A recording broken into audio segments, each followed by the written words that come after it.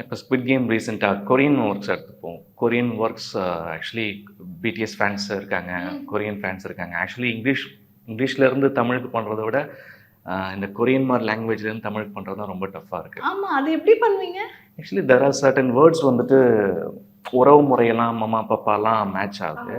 But elder women ஒரு elder பிரதர்னா அவங்கள நூனான்னு கூப்பிட்றதோ ஓப்பான்னு கூப்பிட்றதோ வந்துட்டு அவங்க கல்ச்சரில் இருக்குது. But luckily Korean culture already இங்கே ஃபேமஸாக இருக்கிறதுனால நிறைய விஷயங்களை வந்து நம்மளால் என்ன சொல்கிறது ரீட்டெயின் பண்ண முடியுது. அந்த கேரக்டர்ஸோடைய கூப்பிடுறது பேர் அதெல்லாம் ரீட்டெயின் பண்ண முடியுது. ஸோ யா ரொம்ப இழுக்கிற மாதிரி இருக்கும் அவங்க லாங்குவேஜ். நம்ம தலையை ரொம்ப ஆட்டி பேசுவோம். இந்தியன் அவங்களுக்கு வந்து டைலாக்ஸ்லாம் ரொம்ப இழுக்கிற மாதிரி இருக்கும். நம்ம அதுக்கு எவ்வளோதான் ட்ரை பண்ணாலும் கொஞ்சம் டப்பிங் பண்ண மாதிரி தான் இருக்கும். பட் ஸ்டில் அந்த ஒரிஜினல் வேர்ட்ஸை ரீட்டைன் பண்ணுறது மூலமாகவோ லோக்கலைசேஷனுங்கிற பேரில் வந்துட்டு வேறு எதையும் மாற்றாமல் முடிஞ்ச அளவுக்கு ட்ரூ ஸ்கிரிப்டாக இருக்கிறதுனால எஸ் அது ஒரு நல்ல டப்பிங்காக தான் இருக்குது. நல்லா தான் டப்பிங் பண்ணுறோம்.